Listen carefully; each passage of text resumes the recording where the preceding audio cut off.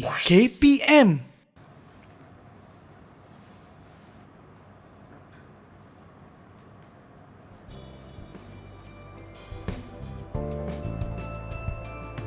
Wah, sektor ketiga, sektor kedua, sektor utama. Banyaknya sektor. Asal banyak sangat ya? Apa yang pening sangat tu, Ellie? Cikgu, saya tengok sini kan banyak sektor pekerjaan, sektor yang ditawarkan. Jadi saya tertanya juga, saya ni pengacaraan sektor apa ya? Kalau Ellie nak tahu pengacara sektor berapa, jom kita teruskan.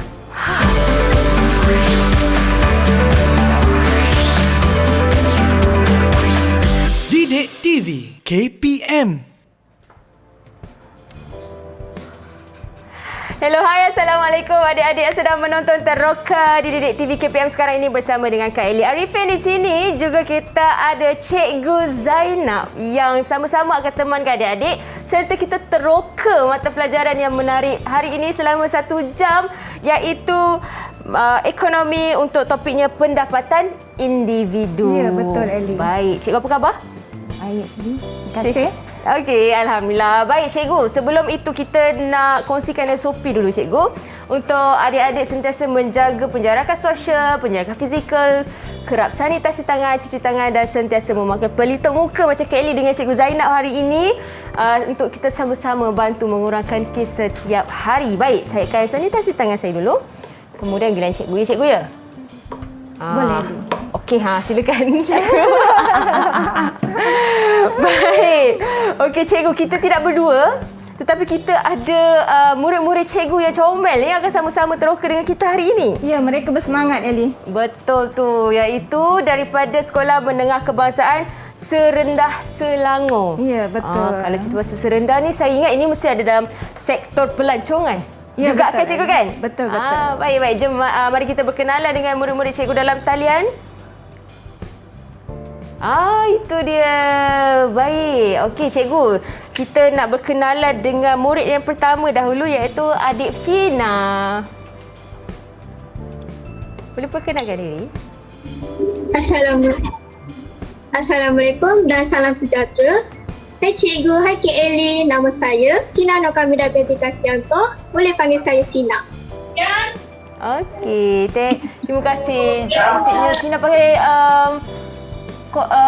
badan beruniform cikgu ya? Ya, anak-anak cikgu hari ini mereka berpakaian seperti jenis pekerjaan. Wow, menariknya. Baik, macam Fina dia memakai uniform polis. Ya. Baik, okey. Seterusnya kita ada adik Ainun. Assalamualaikum dan selamat sejahtera. Hai cikgu, hai Kak Ellie. Nama saya Ainun Marzia binti Azizi. Boleh panggil saya Ainun. Baik, saya rasa Ainun ni jururawat atau doktor? Doktor, sektor perubatan. Saya dah dapat nampak dah. Terima kasih Ainun. Okay. Seterusnya kita ada Afika. Assalamualaikum dan selamat sejahtera. Hai Cikgu Zainab, hai Kak Ellie. Nama saya Nurul Afika Amira binti Umar Arif. Boleh panggil saya Afika. Salam perkenalan semua. Nak perkenalan. Okey, Afikah ni cikgu ekonomi. Guru. Dah boleh nampak. Dah macam Cikgu Zainab dah dekat situ. Terima kasih Afika. Seterusnya kita ada adik Siti Nurul Syazwina. Assalamualaikum dan selamat sejahtera. Hai Kak Ellie, hai Cikgu. Nama saya Siti Nurul Syazwina Syuhada binti Muhammad Fadli. Boleh panggil saya Wina. Selamat berkenalan. Biar saya teka Cikgu. Peguam. Yes, betul. Ya, betul. Bagus lah. Maksudnya setiap pakaian yang mereka kenakan tu kita dapat teka. Okey, seterusnya adik Khairin. Okey. Assalamualaikum. Salam sejahtera. Hai cikgu, Kak Ellie. Hai. Nama saya Muhammad Karim Syukri bin Iskandar. Boleh panggil saya Kak Erin, tak pun Syukri, okey? Wow, dia sangat yakin. Ellie tak nak teka. Sekejap, saya kena teka sebab saya tak nampak pakaian dia. Arkitek. Ya, Arkitek. Betul. Arkitek. Baik. Arkitek Khairin. Seterusnya Nasruddin. Assalamualaikum warahmatullahi wabarakatuh. dan selamat sejahtera. Hai cikgu, hai Kak Eli. Nama saya Nasruddin Kamal bin Zahari Kamal. Boleh panggil Nas ataupun Nash kalau nak. Jom terus ke ekonomi. Wow, ada nama glamour lah. Nash, okey. Kejap, saya keliru sikit dengan adik Nas ni. Hakim? Bukan. Cuba lagi. Cuba, try. Sektor apa tu cikgu? Sektor ketiga. Sektor ketiga? Alamak, saya nak cari dulu. Sektor ketiga, LHDN, Kementerian KKM, Kementerian Kesihatan. Cuba lagi. Saya tak dapat, saya... Okey, cikgu bagi tahu. Okey. Pegawai agama. Oh! Hebat. Okey. Baik. Terima kasih adik-adik daripada Sekolah Menengah Kebahasaan Serendah. Baik, cikgu. Untuk mata pelajaran kita hari ini, topiknya hari ini berkaitan dengan pendapatan individu seperti mana yang ditonjolkan atau ditampilkan oleh murid-murid kita. Apakah objektif yang murid-murid dapat daripada pembelajaran penerokaan pada hari ini? Baik Eli, kita nak mencapai 3 hasil pembelajaran. Baik. Yang pertama, kita akan mengklasifikasikan jenis-jenis pekerjaan mengikut sektor. Okey. Yang kedua, menjelaskan kepentingan setiap sektor dari segi pekerjaan mengikut trend di Malaysia. Okey. Dan yang ketiga, menjelaskan jenis-jenis pendapatan individu. Oh, baik. Itu yang akan mereka teroka sama-sama dengan kita pada hari ini. Juga adik-adik di rumah pun dapat sama-sama teroka dengan kita agar lebih mengetahui tentang informasi yang lebih terperinci berkenaan dengan pendapatan individu ini. Terutamanya untuk masa depan mereka lah setelah habis belajar dan sebagainya kan. Baik, kita akan berehat seketika cikgu. Boleh Eli? Kembali selepas ini dengan penerokaan yang lebih mendalam berkenaan dengan topik ini. Jadi teruskan menonton Teroka di Didik TV KPM. Jangan ke mana-mana.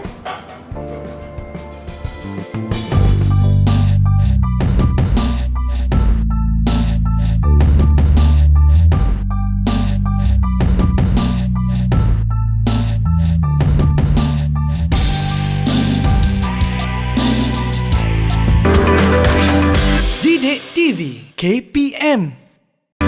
Didik TV KPM.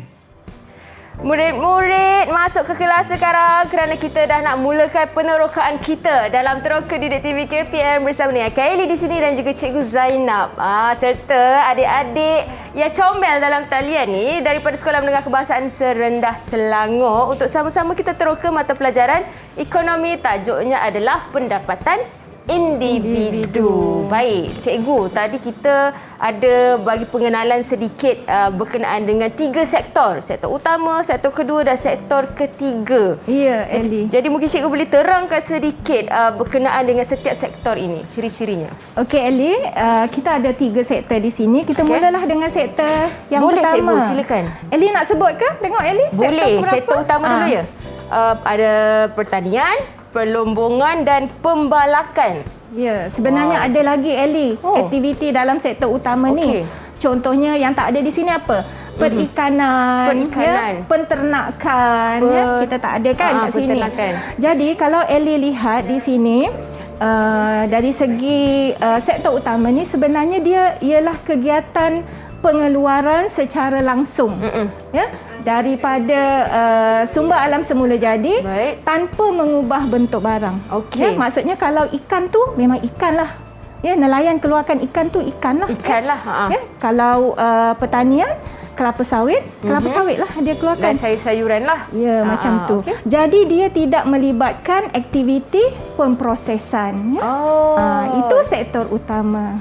Pemprosesan sektor perindustrian lah kot yang berlainan pula sektornya kan. Baik, okey, itu sektor utama. Jadi okey, teruskan cikgu. Jadi apa yang dikeluarkan dalam sektor utama ni merupakan bahan mentah. Ya? Bahan mentah. Betul? Ya? Okey. Jadi cikgu, bagaimana agaknya nak menarik minat generasi muda ni untuk terlibat dalam sektor utama? Sebab kebiasaannya kita lihat anak-anak generasi muda sekarang banyak terlibat dalam sektor ketiga. Betul ke cikgu kan? Ya, betul. Jadi yang pertama sebenarnya apa yang kita kena ubah ialah persepsi masyarakat. Ya, persepsi masyarakat kita kena ubah kerana masyarakat banyak menganggap bahawa sektor utama ni sektor yang tidak memberi kehidupan yang berkualiti kepada mereka yang mengusahakannya, dan dia dikelaskan sebagai sektor yang sukar, berbahaya. Ya, jadi apa yang kita kena buat ialah kita kena menggunakan teknologi yang tinggi dalam sektor-sektor utama, contohnya pertanian, penternakan. Ya, jadi apabila teknologi yang tinggi dalam sektor utama ni kita gunakan, jadi secara tidak langsung pendapatan mereka yang terlibat dalam sektor utama ni akan meningkat, dan ini sudah tentunya dapat mengikis persepsi masyarakat tu. Betul. Tapi kan cikgu, kalau sekiranya generasi muda terlibat dalam sektor utama, tetapi dalam bidang yang berlainan, contohnya dalam bidang teknologi sebagainya, adakah dia masih dalam sektor utama atau dah jadi sektor lain? Kalau dalam teknologi dari segi penggunaan untuk memodernkan sektor utama, dia masih lagi lah sektor utama lah. Dia dari segi mekanisme tu, macam mana kita nak memodernkan penggunaan teknologi. Contohnya kan dalam sektor pertanian ni ada banyak kita menggunakan teknologi, contohnya penggunaan drone kan. Eli pernah tengok tak? Pernah. Kan, siram air kan. Ya. So jadi ini dah tentunya dapat membantu dalam sektor utama. Maksudnya mereka masih lagi berada dalam sektor utama walaupun dalam bidang teknologi. Ya, macam tu. Baik. Ya? Okey, kita boleh pergi kepada sektor yang kedua. Boleh, cikgu, seterusnya. Okey, sektor kedua kita lihat ialah dari segi pembinaan dan perkilangan. Okey. Ya? Jadi cikgu nak tanya kepada anak-anak murid cikgu yang ada di JIMIT. Boleh? Di talian? Ya, minta mereka terangkan apa yang mereka faham ataupun tahu tentang sektor kedua. Baik, mari. Siapa yang akan mulakan dulu, cikgu? Okey, kita mulakan dengan siapa ya nak jawab sektor kedua ni? Saya. Okey. Fina. Sektor kedua. Sektor kedua ialah kegiatan penggunaan dan pemprosesan barang keluaran sektor utama kepada barang separuh siap dan barang siap. Sektor kedua ini melibatkan aktiviti pemprosesan yang terdiri daripada aktiviti perkilangan dan pembinaan. Aktiviti perkilangan yang utama seperti elektrik dan elektronik, tekstil dan pakaian. Contoh pekerjaan pada sektor kedua ialah juruterbangunan, operator pengeluaran dan sebagainya. Itu saja, Cik. Okey, bagus Fina. Okey, cikgu nak tambah sikit, Eli. Silakan, cikgu. Okey, kalau kita lihat sektor kedua ni ialah aktiviti pemprosesan daripada sektor utama ya tadi. Jadi, kalau sektor utama kita mengeluarkan balak, balak dihantar kepada sektor kedua dan diproses menjadi apa, Eli rasanya? Balak menjadi kayu ataupun kertas pun boleh. Kalau menjadi papan lapis, kita panggil dia barang separuh siap. Okey. Tapi kalau dia dijadikan sebagai perabot, dia menghasilkan barang siap. Barang siap. Barang siap ya. Okey, sekarang kita pergi kepada sektor ketiga. Sektor ketiga. Boleh, cikgu? Okay. Sektor ketiga, Eli, dekat sini yang cikgu ada ialah pengangkutan, perbankan, perkhidmatan kerajaan. Sebenarnya ada banyak lagi. Contohnya macam perhotelan. Dan banyak lagi lah sektor-sektor komunikasi. Semua tu kita letakkan dia di dalam sektor ketiga. Jadi kita nak tanya adik-adik kita, anak-anak cikgu yang ada di atas talian, minta mereka jelaskan apa yang mereka faham tentang sektor ketiga. Siapa? Silakan. Silakan. Ainun. Ya, Ainun. Doktor kita. Sektor ketiga ialah sektor yang menyediakan kemudahan perkhidmatan. Sektor ini juga sebagai sokongan kepada sektor utama dan sektor kedua. Sektor ini terdiri daripada 3 jenis perkhidmatan, iaitu yang pertama, perkhidmatan pengeluaran seperti perbankan dan insurans. Yang kedua, perkhidmatan pengeluaran seperti perkhidmatan awam seperti perkhidmatan kerajaan, dan yang terakhir, perkhidmatan lain seperti perhotelan dan restoran. Sektor ini juga dikenali sebagai sektor perkhidmatan. Contoh pekerjaan yang ditawarkan dalam sektor ini ialah seperti guru, pegawai bank dan sebagainya. Okey, bagus ya Ainon. Okey, Ellie perasan tak tadi Ainon cakap sektor ketiga ni sebagai sektor sokongan? Sokongan dan juga perkhidmatan. Ya, sektor sokongan kepada sektor utama dan juga sektor kedua. Ya. Okey. Jadi yang kita maksudkan dengan sektor sokongan ni ialah apabila sektor utama, contohnya pembalakan. Pembalakan dikeluarkan selepas dia ditebang semua kan. Dia dikeluarkan. So untuk mengeluarkan daripada hutan tu, dia memerlukan sokongan sektor ketiga kan. Dia memerlukan pengangkutan untuk membawa dan sebagainya. Kemudian kayu balak tu diproses di sektor yang kedua. Juga perlukan sokongan daripada sektor ketiga kan. Kemudian bila dia sudah diproses menjadi perabot, sebelum dia dibawa kepada pengguna akhir, dia pun memerlukan sokongan sektor ketiga. Contohnya pengangkutan, pemasaran, lagi apa Ellie? Perbankan kan? Dan saya rasa boleh juga diselitkan macam sektor ketiga ada doktor juga di dalam tu cikgu ya? Itu dikira perubatan dikira sektor ketiga ke? Ya, perubatan. Jadi maksudnya selain daripada dalam golongan perubatan juga boleh membantu untuk memastikan pekerja sihat, kualiti dan juga menanam semula pokok yang baru setelah ditebang. Boleh juga. Kan cikgu kan? Boleh juga. Lagi satu, kalau kita lihat sekarang, sektor ketiga ni berkaitan dengan yang situasi kita tadi. Perabot sebelum sampai ke pengguna akhir, dia pun memerlukan insurans. Kalau Ellie perasan kan sekarang, betul. Kebanyakan kesedaran masyarakat tentang perkhidmatan insurans tu semakin baik. Tak kira lah dari segi keselamatan barang, keselamatan kesihatan dan sebagainya. Insurans tu sekarang menjadi seolah-olah menjadi satu keperluan kepada mereka yang mementingkan keselamatan. Contohnya macam tu. Dan dalam sektor ketiga ni sudah tentu kita tak boleh lupakan tentang pendidikan. Pendidikan sangat penting. Macam Cikgu Zainab. Ya. Okey, Ellie, tadi kan Ellie macam keliru kan? Apa sektor dalam pekerjaan pengacara. So jadi sekarang dah tahu. Saya dah tahu dah cikgu. Apa dia? Saya yakin sektor pengacaraan dalam sektor ketiga. Okey. Betul ke cikgu? Ya, betul Ellie. Sebabnya ada kaitan dengan komunikasi dan multimedia. Ya, betul. Maka dengan itu sektor saya ni jatuh ke dalam sektor ketiga. Okey, betul ya. Okey, kita dah tahu sektor-sektor. Sekarang kita nak melihat dari segi kepentingan setiap sektor tu dari segi jenis pekerjaan mengikut trend di Malaysia ya. Jadi kita akan melihat berdasarkan kepada graf yang kita tunjukkan. Belakang cikgu pun ada juga. Okey, di sini pun ada. Kiri kanan cikgu boleh pilih masa tu cikgu nak. Okey. Untuk memudahkan penerangan, kita bahagikan graf kita ini, trend kita ini kepada 3 bahagian, iaitu yang pertama daripada 1960 hingga 1970 satu tempoh, kemudian tempoh 1980 hingga 1990 dan tempoh satu lagi ialah 2000 hingga 2016. Jadi kita boleh bincang juga yang tempoh sampai hari ini. Jadi Ellie, boleh tak cikgu nak minta anak-anak cikgu di atas talian tu menerangkan tentang trend bagi tempoh 1960 hingga 1970. Boleh cikgu, anything for you.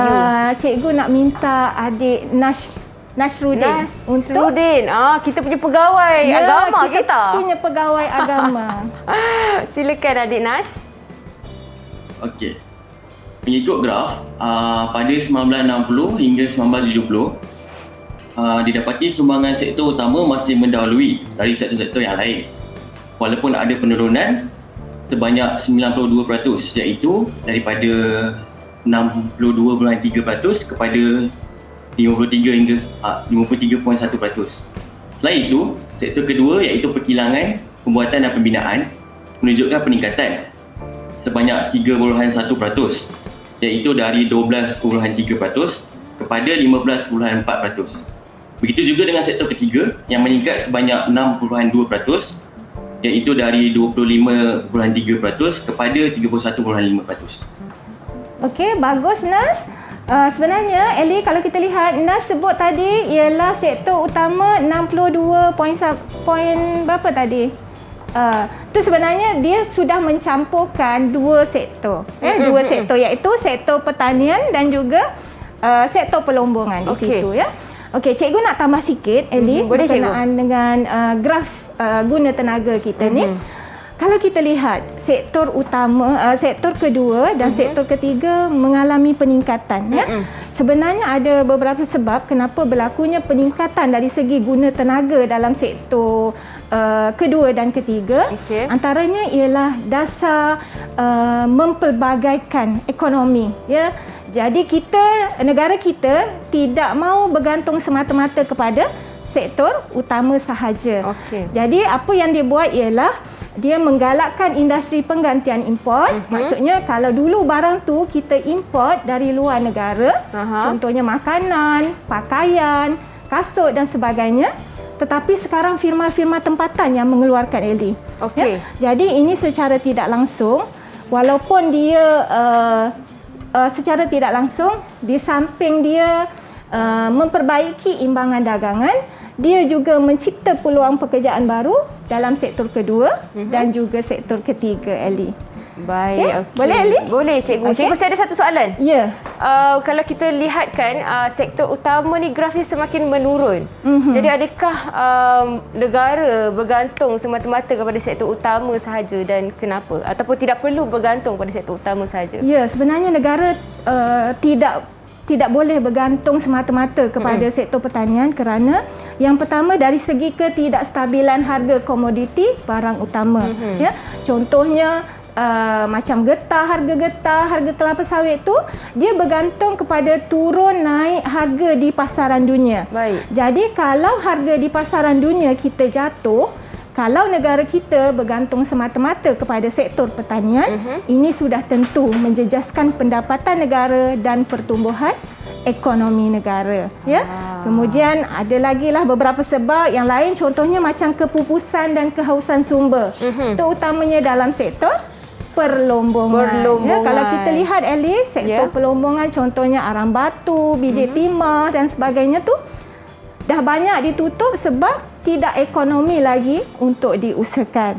Jadi mereka yang bekerja di sektor tu terpaksa menganggur, berhenti kerja, dan ini yang kita panggil sebagai pengangguran berstruktur. Berstruktur. Baik. Okey, cikgu. Kita dah jelas berkenaan dengan ketiga-tiga sektor ini. Jadi kita nak berehat seketika, cikgu. Kalau sekarang ini kita ada Cikgu Zainab, kejap lagi kita akan berkenalan dengan Puan Maisarah pula. Siapakah Puan Maisarah ini? Kembali selepas ini di Teroka di TV KPM. Jangan ke mana-mana.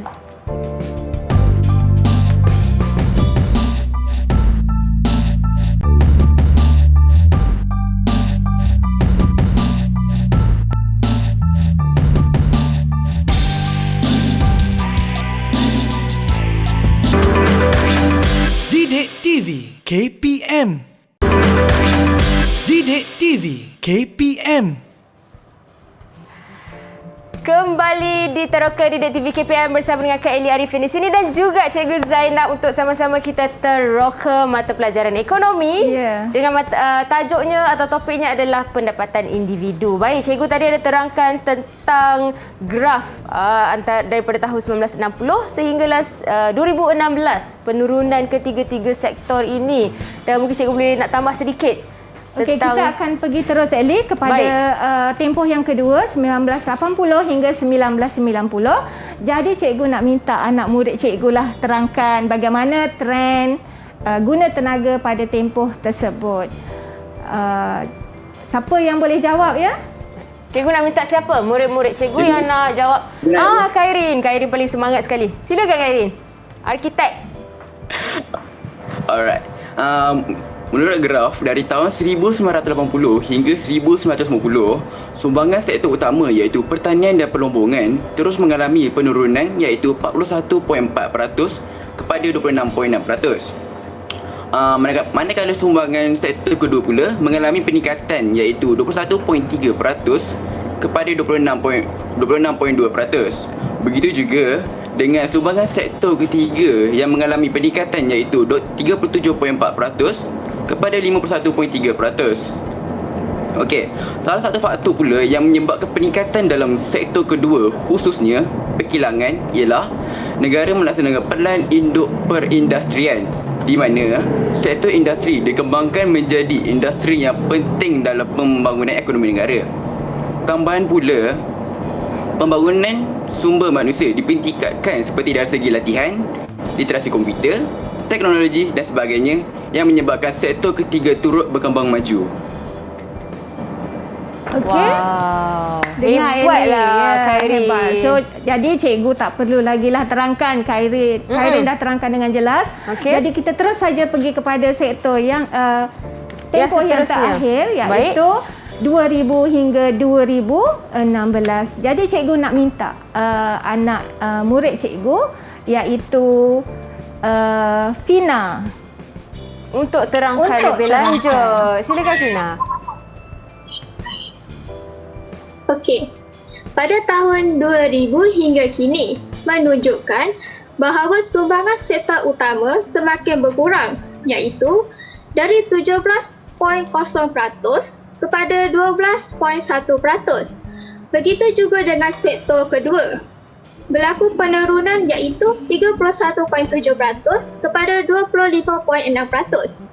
Seterusnya, sektor ketiga menjadi penyumbang terpenting dari segi guna tenaga iaitu dari 51.3% meningkat kepada 62.3%. Dan sektor ketiga ini menjadi pemacu kepada ekonomi negara. Wow, itu dia. Ya. Penjelasan daripada Cikgu Fina. nak tambah sikit. Boleh, cikgu. Kalau kita lihat penurunan dari segi sektor perkilangan tu, tetapi dalam masa yang sama berlaku peningkatan dalam sektor ketiga. Antara sebabnya ialah adanya industri revolusi 3.0 dan sekarang kita menuju ke arah industri revolusi 4.0.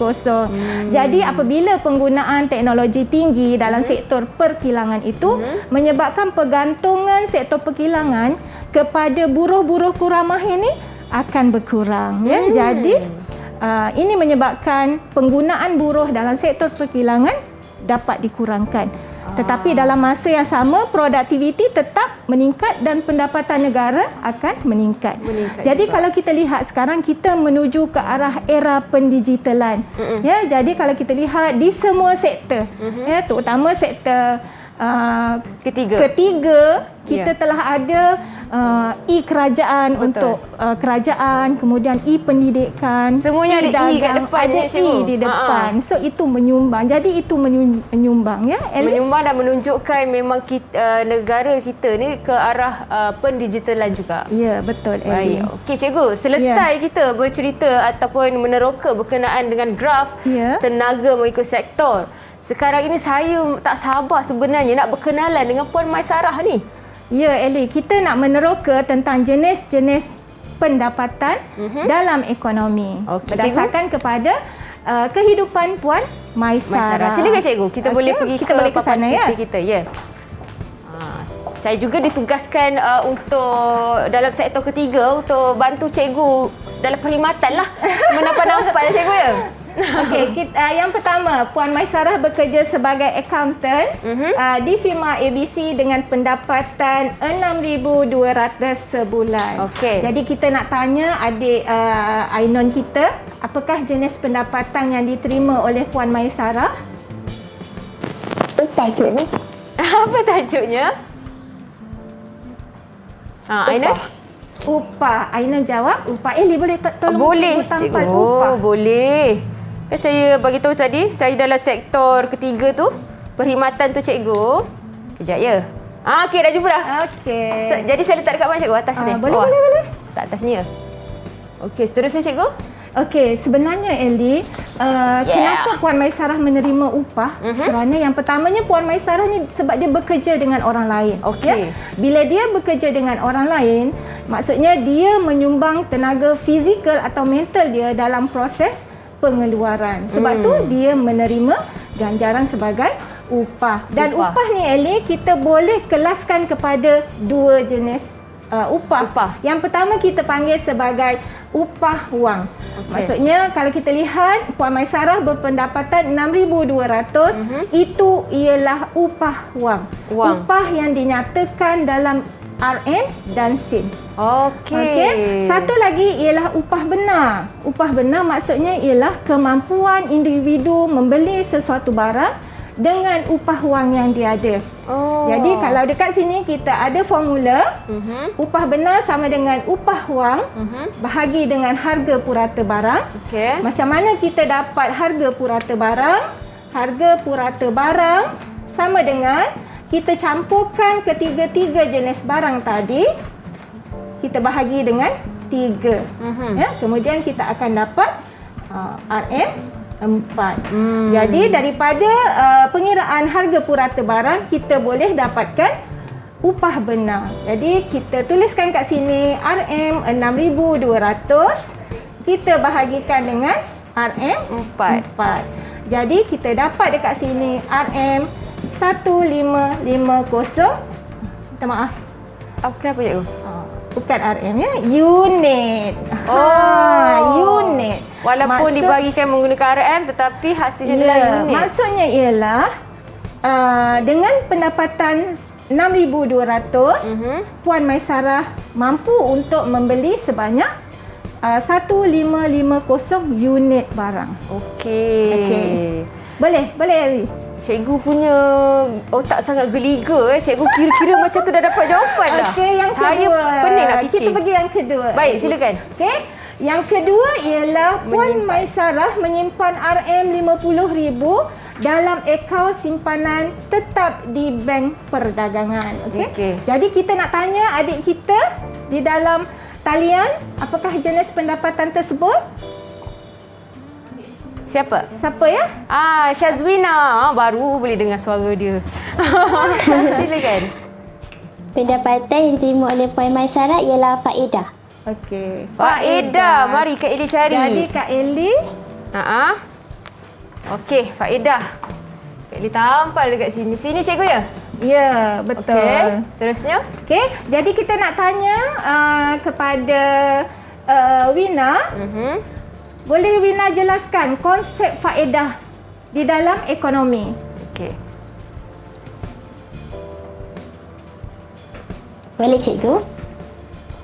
Pendapatan ini diterima oleh Puan Maisarah kerana beliau menyimpan di institusi kewangan seperti bank perdagangan.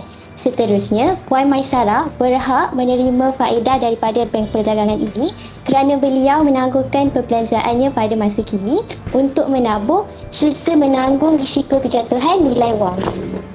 Baik, bagus ya Wina. Okey, Eli, di sini cikgu nak ajar sedikit macam mana kita nak mengira faedah ya. Okey. Faedah kita dah bagi contoh tadi, Puan Maisarah mempunyai RM50,000 dalam akaun simpanan tetap di bank perdagangan dengan kadar faedah 10%. Jadi hitungkan faedah yang diterima oleh Puan Maisarah untuk sebulan. Jadi formula untuk faedah kita sama dengan jumlah simpanan kecil ya. Kita kalikan dengan kadar faedah. Kita kalikan dengan tempoh simpanan. Okey. Jadi kita ada RM50,000. Kita kalikan dengan 10%. Kita kalikan dia nak sebulan kan Eli? Jadi 1/12. Oh, ya. macam tu. Kalau setahun kita kali dengan 1. Jadi kalau sebulan 1/12. Sebab bulan kita ada 2/12. Sebab kita ada 12 bulan. Jadi jawapannya berapa? Berapa Wina jawapannya? 416.67. Betul Wina? Betul? Betul tak? Dia nangguk tu. Betul tu. Okey, betul ya. Peguam kena yakin dengan jawapan dia. Ya, betul cikgu. Macam tu. Baik Eli, yang seterusnya kita pergi faedah sudah, upah sudah. Sekarang kita tengok yang ketiga.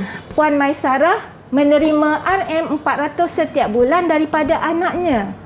Jadi, apakah jenis pendapatan Puan Maisarah?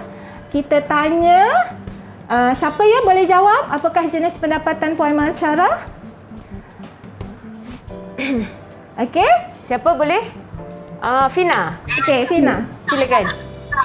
Bayaran pindahan. Okey, bayaran pindahan. Ya, bagus. Bayaran pindahan maksudnya ialah pendapatan yang diterima oleh di sini Ellie. Dividen, betul cikgu? Bayaran pindahan. Oh, bayaran pindahan. Oh. Okey, bayaran pindahan, bayaran yang diterima oleh individu walaupun dia tidak menyumbangkan apa-apa dalam proses pengeluaran. Okey, kita pergi yang ketiga. Yang ketiga, melabur dalam unit amanah saham Bumiputra dengan pulangan RM500. Okey, Ellie, yang ini kita panggil dia sebagai dividen. Saya dah pegang. Dividen, selain daripada dividen ni, melabur di dalam amanah saham Bumiputra, mereka yang mencarum di dalam KWSP pun kita bagi sebagai dividen. Okey, seterusnya Ellie, kita pergi yang seterusnya. Mempunyai sebuah rumah yang disewakan dengan kadar RM700 sebulan. Okey. Apa ni Ellie? Sewa. Ya, bagus. Sewa. Ya, sewa maksudnya kita memberi hak penggunaan tanah ataupun bangunan kepada orang lain, ya. Tak kiralah tanah pertanian atau bangunan dan sebagainya. Okey. Baik, akhir sekali kita pergi kepada menjual kek dan roti secara online dengan pendapatan RM1,200 sebulan. Ini kita panggil sebagai untung. Okey, bagus, untung. Okey, silakan cikgu. Okey, boleh kita tampal? Okey. Okey. Baik. Untung, kenapa Puan Maisarah menerima untung? Sebab Puan Maisarah menyelaraskan, menggabungkan sumber-sumber ekonomi untuk menghasilkan barang. Jadi di sini kita ada pengiraan untuk mengira untung. Untung sama dengan jumlah hasil kita tolak dengan jumlah kos. Okey. Katalah Puan Maisarah menjual kek cawan sebanyak 400 unit dengan harga jualan RM5 seunit. Harga kos RM2 seunit. Jadi macam mana kita nak kira? Saya tolong cikgu pegang. Boleh. Cikgu. Ya. So, jadi rumus dia untung sama dengan jumlah hasil tolak jumlah kos. Jadi 400 kita kalikan dengan harga jualan dia RM5. Kita tolakkan dengan harga kos dia sebanyak RM2. Ya. Jadi jawapannya 400 kali 5 kita dapat 2,000. Kita tolakkan dengan 400 tolak 2, 800. Jadi dapat jawapannya RM1,200. Okey, boleh Ali? Boleh cikgu. Ya. Jadi Puan Maisarah ni sebenarnya dia baguslah sebab dia mempunyai ciri-ciri usahawan di mana dia menggunakan minat dia, mengambil kesempatan atas apa yang dia ada untuk menambah pendapatan. Maksudnya dia adalah seorang yang sangat bijak menguruskan kewangannya sendiri. Ya, betul tu. Okey, cikgu. Sila, cikgu nak sambung sikit ke? Ya, ada sikit lagi. Jadi, kita boleh buat kesimpulan di sini, jumlah pendapatan sama dengan upah, kita tambah dengan faedah, kita tambah dengan bayaran pindahan, kita tambah dengan dividen, kita tambah dengan sewa, kita tambah dengan untung, ya. Baik. Jadi berdasarkan kepada pengiraan ini, kita boleh kira berapa jumlah pendapatan Puan Maisarah selama sebulan. Kalau kita nak kira pendapatan sebulan Puan Maisarah, kejap lagi kita sambung, kita tahukan jawapannya, kita berehat seketika.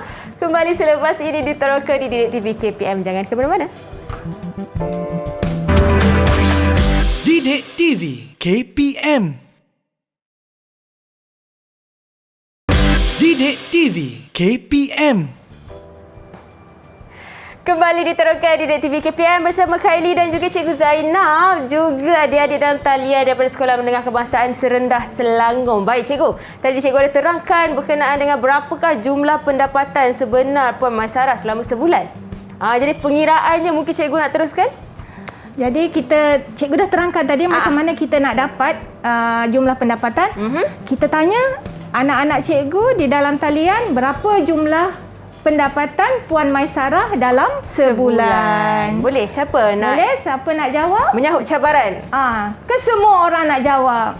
Boleh ke semua orang jawab angkat terus? Boleh. Dah kira. Okey. Kita boleh teruskan? Wah, tunjukkan jawapan masing-masing. Okey. Kita masing-masing pengiraan lebih kurang sama, tetapi ada yang lebih terperinci. Afika boleh belakangkan sikit? Betul. Semua jawapan dia sama, iaitu RM9416.67. Wow. Jadi mereka dah faham nampaknya bagaimana mengira jumlah pendapatan Puan Maisarah. Jadi Ellie, kalau kita lihat dekat sini, kebanyakan ni cikgu warnakan dengan warna merah jambu. Bukan merah jambu, ni warna apa? Merah jambu Cikgu? Ya, merah jambu. Lah, saya risau juga. Betul ke merah jambu tu? Merah jambu, merah jambu. Kemudian satu ni warna kuning. Sebab apa? Cikgu nak tanya kepada anak cikgu, Khairin, kenapa cikgu warnakan merah jambu dan satu ni kita warnakan kuning? Kenapa Khairin? Okey, yang warna kuning tu, yang bayaran pindahan tu, dia jenis pendapatan daripada faktor yang tidak produktif. Maksudnya kalau unggu yang 5 kotak yang ada di internet tu, itu merupakan jenis pendapatan daripada faktor yang produktif. Ya, betul. Bedanya faktor yang produktif dan faktor yang tidak produktif. Betul, Ellie. Sebenarnya sumber pendapatan ni ada dua, iaitu sumber daripada pendapatan tidak produktif dan sumber pendapatan yang produktif. Jadi upah, untung, sewa, dividen, faedah ialah sumber pendapatan produktif, manakala bayaran pindahan sumber pendapatan tidak produktif. Sumber pendapatan yang tidak produktif maksudnya ialah pendapatan yang diterima walaupun tidak memberi apa-apa sumbangan dalam ekonomi. Dan pendapatan yang produktif ialah pendapatan yang diterima daripada faktor yang memberi sumbangan dalam ekonomi. Jadi Ellie, berdasarkan kepada kisah Puan Maisarah ni, cikgu nak sebut juga nilai-nilai baik yang ada dalam kisah Puan Maisarah ni. Boleh cikgu. Apakah yang nilai-nilainya? pertama, kita lihat Puan Maisarah ni seorang perancang keuangan yang baik. Betul. Kenapa dia merupakan perancang keuangan yang baik? Sebab dia boleh melabur. Ellie melabur di dalam amanah saham Bumi Putra. Dan dia boleh membuat tabungan, menyimpan wang di bank perdagangan. Itu yang pertama. Yang kedua, Puan Maisarah mempunyai ciri-ciri seorang usahawan. Ciri-ciri keusahawanan di mana dia menggunakan minat yang dia ada untuk menambahkan pendapatan sampingan dia dengan menjual kek di atas talian. Dan yang ketiga, akhir sekali, dia berjaya mendidik anak dia menjadi seorang yang sangat menghargai ibu bapa. Jadi Ellie, kita boleh ambil lah nilai-nilai yang baik dalam diri Puan Maisarah. Betul tu. Saya pun rasa macam terinspirasi daripada Puan Maisarah ni. Walaupun saya tak kenal sangat Puan Maisarah ni, tapi daripada cerita Puan Maisarah dan juga penerokaan kita pada hari ini, apa yang cikgu boleh rumuskan secara keseluruhan, cikgu? Secara keseluruhannya, kita dah belajar hari ini. Yang pertama, kita ada 3 jenis sektor. Sektor utama, sektor kedua dan sektor ketiga. Yang kedua, kita lihat dari segi kepentingan setiap sektor tu, kita lihat sektor ketiga sekarang menjadi pemacu kepada ekonomi negara. Dan akhir sekali, kita telah meneroka jenis pendapatan di mana kita ada 6 jenis pendapatan individu, iaitu upah, faedah, kadar bayaran, dividen, sewa dan juga untung. Jadi mungkin cikgu nak minta salah seorang murid cikgu untuk bagi rumusan juga ke? Adakah yang nak bagi rumusan? Siapa yang boleh kongsikan sedikit? Yang hebat-hebat ni, pelapis-pelapis negara ni. Kita pilihlah secara ringkasnya apa yang mereka faham terhadap rumusan pada hari ini. penerokaan pada hari ini? Khairin macam yakin je tu atau kita ada Khairin ustaz macam kita? yakin je. Siapa? Okey, kita minta Nash lah, Nash.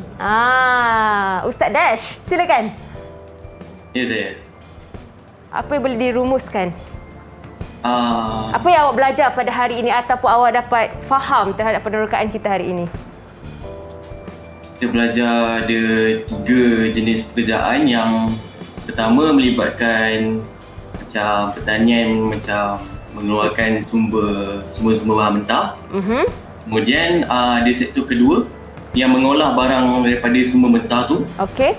Kemudian sektor ketiga iaitu perkhidmatan yang mengguna semula barang yang diolah oleh sektor kedua. Wow. So benda tu berulang-ulang. So dia akan jadi makin lama makin stabil.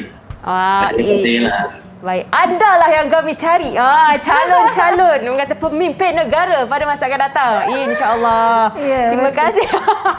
Terima kasih adik Nash. Okey, cikgu. Nampaknya sampai di sini sahaja penerokaan kita pada hari ini untuk mata pelajaran ekonomi. Topiknya pendapatan individu. Ya. Jadi sebelum berakhir, kita hadiahkan sesuatu kepada adik-adik di rumah, cikgu ya? Ya, betul. dengan- Mereka dah bersedia dengan pantun, Ellie. Wow. Pantun, saya takut. Saya memang sangat lemah dalam pantun. Tapi saya pasti adik-adik dalam talian dan cikgu pun sangat hebat. Jadi kita nak mulakan dengan siapa dulu ni, cikgu? Okey, kita mulakan dengan Fina dulu. Baik. Okey. Seleranya Salma berulamkan pegagal, rebung penting kegemaran suami. Sektor utama, kedua juga ketiga. Semua penting menjana ekonomi. Okey, siapa nak beli? Saya pilih lah. Ainun lah. Ainun. Silakan. Persiaran Minden sangat indah, warisan tinggalan penuh rahmat, pulangan dividen serta faedah, hasil amalan berjimat cermat. Cikgu nak. Okey, cikgu tak nak cuba cikgu menjual. Okey, budak dah ni kita pun kena bagi juga, Ellie. Betul, silakan. Okey, dengar ya. Puan Awatif kelahiran Kuantan, Encik Haikal dari Keratung. Kreatif inovatif menjana pendapatan. Usahawan cekal mengira untung. Wah, kalau macam tu cikgu dah jual, saya kena belilah ni. Mesti. Tapi saya tak hafal cikgu. Jadi saya cubalah, saya boleh tulis-tulis kat tepi tadi. Sempatlah saya curi-curi tulis ni cikgu. Sementara adik-adik kita bagi pantun kan. Okey, saya beli ya. Ilmu diperah ketika webinar. Penuh ruang tidak berganjak. Tafsiran sebuah kemerdekaan sebenar. Menguruskan wang secara bijak. Baik, terima kasih banyak-banyak cikgu Sama-sama, Zainal, Ellie. adik-adik dalam talian juga, dan semoga apa di teroka hari ini dapat manfaat kepada adik-adik di luar sana. Sehingga kita jumpa lagi dalam teroka selepas ini bersama dengan Azhar Hilmi. Teruskan menonton teroka. Assalamualaikum. Bye.